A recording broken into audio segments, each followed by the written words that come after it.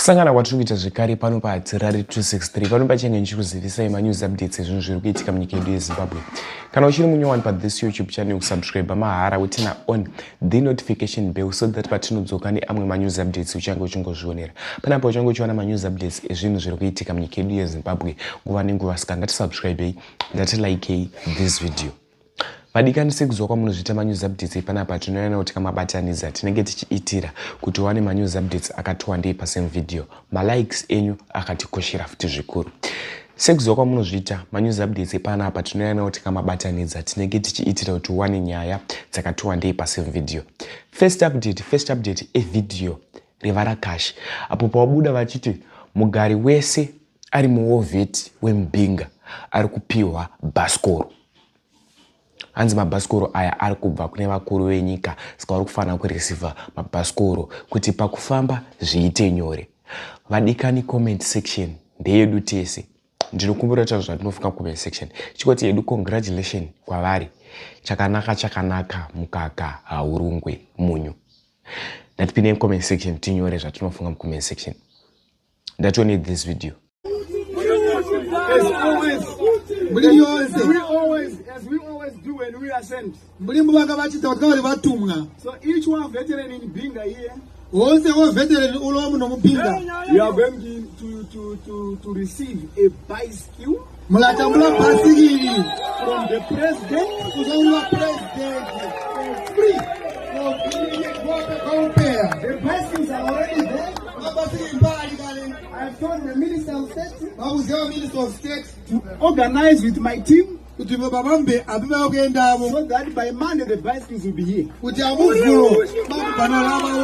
could have come with the bicycles, but we failed because of logistics. Today is what? Yeah, okay, let me say it like this. On Monday you should gather here and get your bicycles. As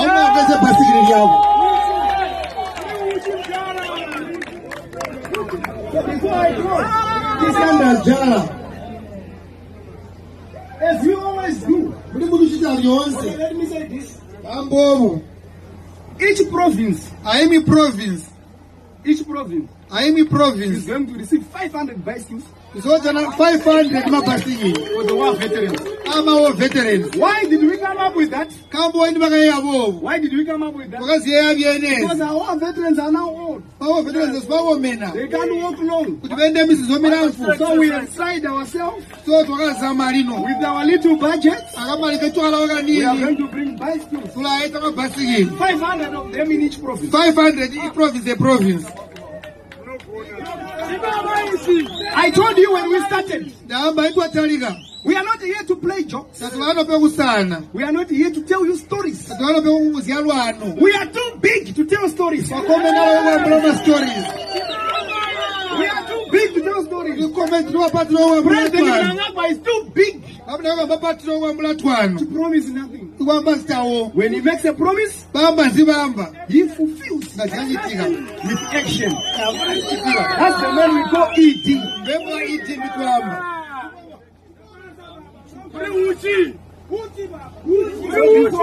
Before I sit down. Next update video regonyeti iri ranga rakatakura simende. Zvaranga rakatakura simende ratadza kufamba zvakanaka muna Robert Mugabe Way kwaMutare ndokaitika chiitiko ichi.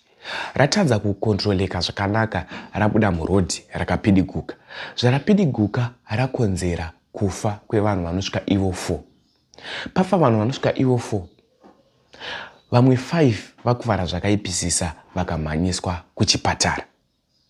Tikoti get well soon kune vakuvara, kune vafa, rest in peace. Veukama ndavachimi netariro. Zvinhu zvatinge tarisiro nazvo, zvinhu zvatinge singafungiri senyika yeZimbabwe. Ende makesisi aya ndo atinonyonyoreseva muno munyika yeZimbabwe. Ngatione this video inosaHadzirari ndaenda.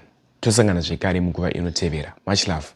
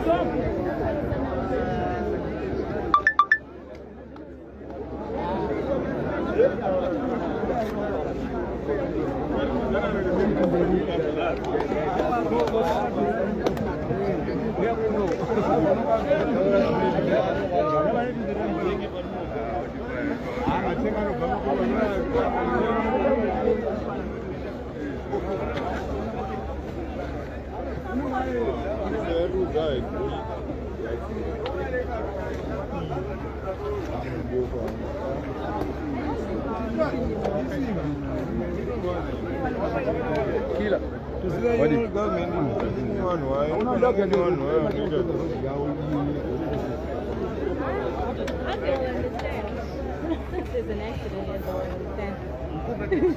And this one,